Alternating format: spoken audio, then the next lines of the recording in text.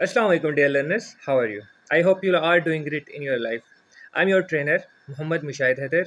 I am chemical engineer. I also provide training in occupational safety, environmental safety, and process safety management.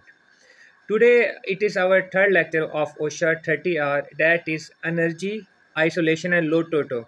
Energy isolation हम कहते हैं कि जितने भी equipments हैं ज़्यादातर इलेक्ट्रिसिटी से चलते हैं, तो हम उसकी एनर्जी को डिस्कनेक्ट कर दें उस पर पहले कोई काम करने से पहले उसे मतलब मेंटेनेंस उसकी करनी है। और LOTOTO lock out, tag out, try out एक प्रोसीजर है, ये भी आपके साथ डिस्कस करूँगा। One more thing, if you want to access different nodes, data, information, so you can go to my link provided in the description of this video. Module 3 है energy isolation and low toto. Energy isolate का मतलब है कि आप किसी जगह काम कर रहे हैं तो वहाँ की जो एनर्जी है उसे आइसोलेट कर दें, उसे सेपरेट कर दें। अब यहाँ एनर्जी का मतलब इलेक्ट्रिकल एनर्जी भी है, मैकेनिकल एनर्जी भी है, न्यूमेटिक एनर्जी भी है, हाइड्रोलिक एनर्जी भी है, तमाम तरह की एनर्जीज हैं। डिटेल आगे आएगी। फिर है LOTOTO, lock out, tag out, try out, मतलब कोई किसी पंप पे, कंप्रेसर पे, टैंक पे काम करने लगे हैं तो उसे लॉग आउट, टैग आउट कर देंगे। डिटेल आने वाली आगे। एनर्जी आइसोलेशन को हम समझते हैं। एनर्जी आइसोलेशन कहते हैं कि जितने भी एनर्जी सोर्सेज हैं आप उसे फिजिकली डिसकनेक्ट कर दें। क्यों कनेक्ट कर दें? ताकि वो अचानक से मशीन ना चल पड़े और आपको मुख्तलिफ तरह का नुकसान ना हो। लोटो, लॉकआउट, ये देखें लॉक लगा हुआ है। जिस चीज़ का आपको डर है कि उसके अचानक चलने से आपको नुकसान हो सकता है, चाहे अलग घर में आप बिजली पे काम कर रहे हैं तो पीछे से जो मेन स्विच होता है आप उसे बंद कर देते हैं, बंद करते हैं तो फिर उस पर लॉक भी लगा देते हैं कि आपने नहीं चलाना। लॉक आउट हो गया। टैग आउट कहते हैं कि उस पर टैग लगा देना। ये देखें, ये जो आप पिक्चर में टैग देख रहे हैं ये टैग आउट, टैग लगा देना। जब टैग लगा देते हैं ये टैग आउट बन जाता है, जब लॉक लगा देते हैं ये लॉक आउट बन जाता है, जब लॉक लगा देते हैं, टैग लगा देते हैं तो ये लॉक आउट, टैग आउट, लोटो बन जाता है। लेकिन अभी भी जो तीसरा TO है इसकी स्टोरी रहती है। ये क्या है इसे समझेंगे। तो टैग आउट में आपने टैग लगा दिया, LOTOTO, lock out, tag out, try out. ये तीसरा TO है ट्राई आउट। ट्राई आउट का क्या मतलब है? ट्राई आउट का मतलब है कि जब आपने लोटो कर ली है, लॉग आउट, ट्राई आउट कर, लॉग आउट, ट्राई आउट कर ली है, टैग आउट कर ली है, अब आप कंफर्म करें क्या वाकई लोटो हो चुका है, जितनी भी एनर्जी डिवाइसेस थी वो सेपरेट हो चुकी हैं। अगर आपको लगता है वो सेपरेट हो चुकी हैं, आप कंफर्म करते हैं, आप विटनेस शामिल करते हैं, आप डॉक्यूमेंट्स देखते हैं। Purpose and scope. अब लोटो का क्या स्कोप है, क्यों इसने हमारी जान ली हुई है? हम चाहते हैं कि कोई अनएक्सपेक्टेड स्टार्टअप ना हो जाए, कोई मशीन खुद ब खुद ना चलना स्टार्ट हो जाए, या किसी को पता ना हो और वो आके मशीन चला दे तो क्या होगा?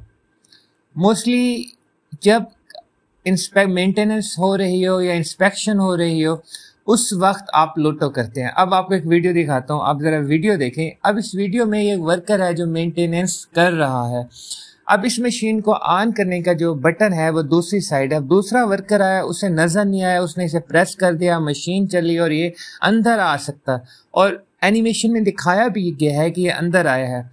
अब ये अंदर आया है तो इसे नुकसान हो सकता है। अब अगर हम यूं करते, ये जो दूसरा बटन था जिस पे वर्कर आया है, अगर यहाँ इसे लॉक किया होता, इसे टैग किया हो जाता तो इसे समझ आ जाता कि इस पे काम हो रहा है कि मैं ये बटन प्रेस ना करूं। यहाँ जो इश्यू है ये मशीन इश्यू है, मैकेनिकल एनर्जी कंट्रोल नहीं हुई। फिर जो एनर्जी है वो डिफरेंट तरह की होती है। ये इलेक्ट्रिकल एनर्जी जो आपको बताई है, ये हाइड्रोलिक एनर्जी, ये पानी होता है, ये न्यूमेटिक एनर्जी, ये एयर कंप्रेस्ड एयर होती है, की टाइप होती है। ये भी एक one type of hydraulic energy है जिसमें ये वाल्व है जो एनर्जी को कंट्रोल कर रहा है। अब आपने लोटो करना है, लॉक आउट, ट्राई आउट और टैग आउट। उसके 6 स्टेप्स हैं। फर्स्ट स्टेप है प्रिपरेशन। आप देखते हैं कि आप लोटो किस चीज़ पे करना चाह रहे हैं। फॉर एग्जांपल, आप अगर इलेक्ट्रिसिटी पे काम कर रहे हैं तो इलेक्ट्रिसिटी पे लोटो करने के लिए, लॉकआउट टैग आउट करने के लिए आपको क्या करना पड़ेगा, आप इसकी प्रिपरेशन करते हैं। अब इसकी प्रिपरेशन आप किस तरह से करते हैं, सबसे पहले आप देखते हैं कि कौन से एनर्जी सोर्सेज हैं ये काम करते हुए जो एम्प्लॉय को अफेक्ट कर सकते हैं, जिन्हें करंट लग सकता है। फिर आप ये देखते हैं कि उनको हम आइसोलेट करेंगे किस तरह और हमने पीपीज क्या यूज़ करनी है। यहाँ सिर्फ सोच का काम है, यहाँ बेसिकली कुछ नहीं हुआ, यहाँ सिर्फ एक प्लान बना है सिर्फ। फिर सेकंड स्टेप है शट डाउन इक्विपमेंट। आप जो मशीन है उसे स्टॉप कर देंगे। अगर एसी पे काम हो रहा है, एसी की रिपेयरिंग करनी है, गर्मियाँ ज़्यादा आई हैं और वो काम नहीं कर रहा, तो शट डाउन, मशीन को शट डाउन कर देंगे। फिर है आइसोलेट इक्विपमेंट।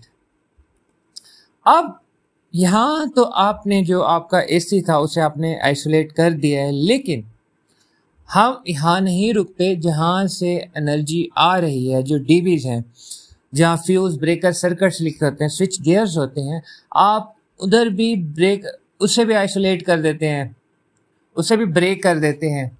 इसी तरह अगर पानी का मामला हो, केमिकल का मामला हो तो वाल्व है, मैकेनिकल चीज़ हो तो ब्लाइंड है। मतलब डिफरेंट तरीके हैं, आपने जो काम करना है उस तरह की आइसोलेशन कर देते हैं।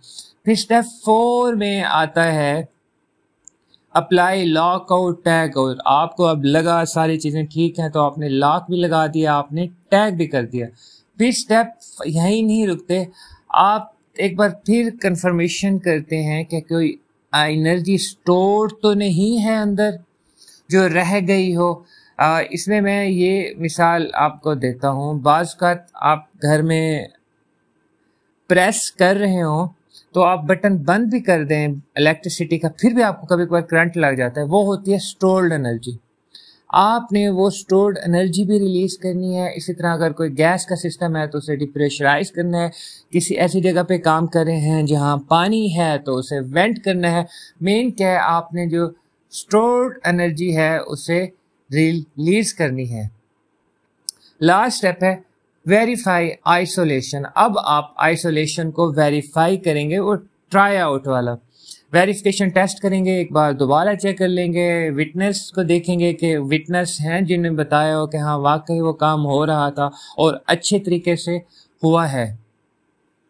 एक और चीज़ इंडस्ट्रीज में देखी जाती है, वो होता है ग्रुप लॉक प्रोसीजर। नाम से ऑब्वियस है, ग्रुप लॉक प्रोसीजर। अब एक मशीन पर काफ़ी लोग काम कर रहे होते हैं। जितने लोग काम कर रहे होते हैं बड़ी बड़ी इंडस्ट्रीज में, उनका हर किसी का अपना लॉक होता है जिस पर उसका नाम लिखा होता है। वो जब उसे लगे कि अगर इस मशीन पे काम हुआ तो मेरे इस काम के दौरान तो मुझे नुकसान हो सकता है, वो अपना लॉक लगा देते हैं। ग्रुप की सूरत में जितने लोग अफेक्ट हो सकते हैं सारे अपना लॉक लगा देते हैं। तो जब तक लॉक सारे नहीं हटते काम शुरू नहीं किया जाता। इसे कहते हैं ग्रुप लॉक। अब अगर लॉक लगा दिए हैं और हम उन्हें नहीं हटाते तो दोबारा तो फिर वो कभी मशीन चलेगी नहीं, कभी उस पर दोबारा काम नहीं होगा। तो हमें लॉक, जब काम एक्टिविटी कंप्लीट हो जाए, हमें लॉक और टैग्स को रिमूव करना होता है। अब कौन रिमूव कर सकेगा? एथोराइज्ड पर्सन, जिसके पास पावर है, जिसे प्रोसेस की अंडरस्टैंडिंग है, वो रिमूव करेगा। और उसके अलावा रिमूव करने से पहले आप डॉक्यूमेंट और जो सारा प्रोसीजर है उसे आप लिखेंगे कि सब लोग काम कर चुके हैं, सब लोग लॉक रिमूव कर चुके हैं, टैग रिमूव कर चुके हैं, एरिया क्लियर है, किसी को कोई नुकसान नहीं हो रहा। तो अब हम लॉक आउट टैग आउट, जो लॉक्स हैं टैग्स हैं, उन्हें हटाने लगे हैं। और सुपरवाइजर एरिया को लाजमी चेक करेगा, उससे पहले काम नहीं होगा। लेकिन जो ट्रेनिंग है वो तो मैंडेटरी है। कोई भी काम करना हो आपको ट्रेनिंग की ज़रूरत होती है।